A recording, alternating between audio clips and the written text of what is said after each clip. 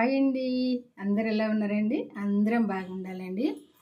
ఈరోజు ఒక cup మరమరాలు, cup కొబ్బరితో కమ్మనైన స్వీట్ చేసుకుందాము.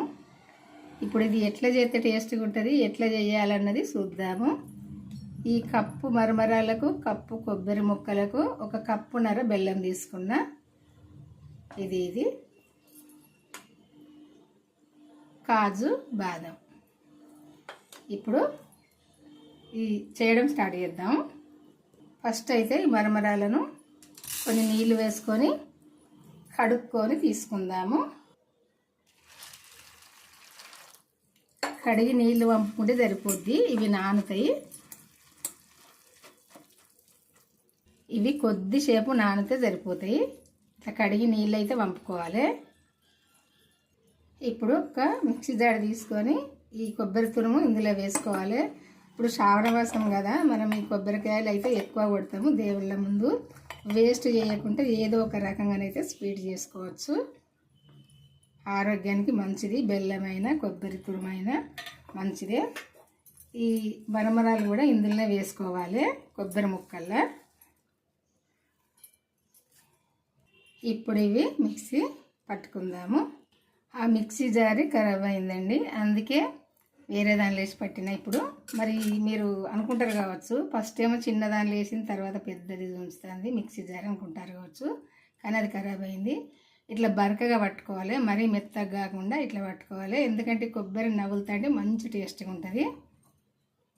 ఈ విధంగా పట్టుకుంటే సరిపోద్ది. ఫస్ట్ అయితే ఈ బెల్లంను కరిగించుకోవాలి నీళ్ళు పోసి. పాకం రావాల్సిన పని లేదు, అట్టిగా బెల్లం నీళ్ళు సిరపు లాగా కరిగితే సరిపోద్ది. బెల్లం సిరపు కప్పున్నర బెల్లానికి ఒక కప్ అయితే నీళ్ళు వేస్తున్నా. ఎందుకంటే కొంచెం నీళ్ళు వేస్తే పాకం వస్తుంది చెప్పనా, అందుకే పాకం రాకుండా చూడాలంటే కొంచెం నీళ్ళు ఎక్కువ వేసుకోవాలి. కలుపుకుంటా ఈ బెల్లాన్ని అయితే కరిగించుకోవాలి, ఎందుకంటే వేడి తగిలితే బెల్లం కరుగుతుంది. ఇట్లా కలుపుకుంటా ఉండాలి, కలిపినప్పుడే బెల్లం కరుగుతుంది. మొత్తం బెల్లాన్ని కరిగియాలి. ఈ బెల్లం ఇట్లా కరిగితే సరిపోద్ది. ఇవి ఇప్పుడు పక్కకు తీసుకుందాము. స్టవ్ పైన ఇంకొక కడాయి పెట్టుకొని మనం ఇప్పుడు ఒక 2 స్పూన్ల నెయ్యి వేసుకుందాము.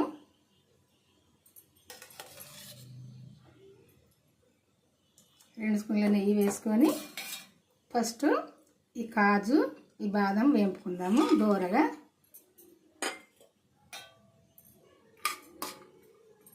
ఇవి ఇప్పుడు ఇట్లా దోరగా వేగినాక పక్కకు తీసుకుందాము.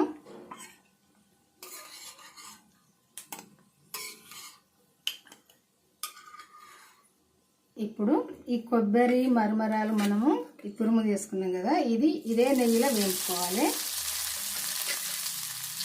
ఇందులో వేసుకొని వేపుకోవాలి. ఇట్లా దోరగా వేపుకున్నాక మనం ఇప్పుడు ఈ కరిగించుకున్న బెల్లపు సిరప్ ఉంది కదా, ఇది ఇందులో వేసుకోవాలి. కసిర ఏమన్నా ఉంటుందని అడకట్టుకోవాలి, కసిర మాత్రం లేదు. ఇప్పుడు ఇదంతా కూడా దగ్గరికి వచ్చేదాకా ఉడకనియాలి. ఈ దగ్గరికి వచ్చేదాకా ఇట్లా కలుపుకుంటూనే ఉండాలి, ఇట్లా కలుపుకుంటూ ఉండాలి. ఇప్పుడు యాలకుల పొడి వేసుకుందాము,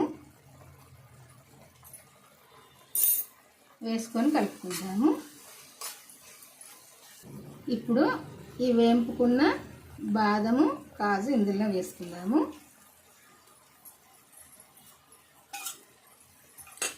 వేసుకొని కలుపుకుందాము.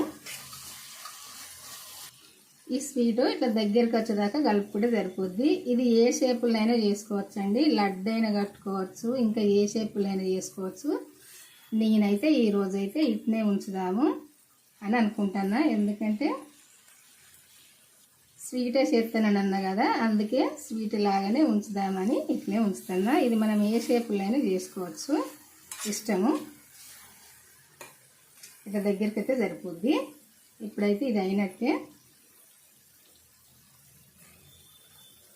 మరి ఈ స్వీట్ మీ అందరికీ నచ్చింది అనుకుంటే మరి నచ్చితే లైక్ చేసి మన ఛానల్ అయితే సబ్స్క్రైబ్ చేసుకొని వాళ్ళు చేసుకొని ఇది ఎట్లా చేసింది అన్నది మన ఛానల్కి అయితే వెళ్ళి మీరు చూసి మీరు చేసుకోండి. మీకు తెలిసిన వాళ్ళు షేర్ చేయండి. మీకు తెలిసిన వాళ్ళకి వాళ్ళు చేసుకుంటారు.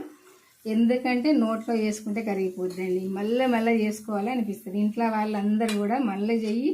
ఎందుకంటే ఇప్పుడు ఈ శ్రావణ వర్షంలో మనం చాలా కొబ్బరికాయలు కొడతాం కదా, రకరకంగా చేసుకోవచ్చు అండి స్వీట్. ఇది ఏ రకంగానైనా చేసుకోవచ్చు, ఇది మన ఇష్టము. నేనైతే ఈ రకంగా చెప్తాను ఈరోజు. ఇంట్లోనైతే మళ్ళీ కూడా చేయమంటండి, అంత టేస్ట్ కూడా నోట్లో వేసుకుంటే కరిగిపోద్ది. మీరు ఇంతవరకు చేయని వాళ్ళైతే ఒక్కసారి అయితే చేసి చూడండి ఇది. ఎందుకంటే తింటేనే కదా ఆ టేస్ట్ తెలిసేది, తినేదాకా తెలియదు కదా.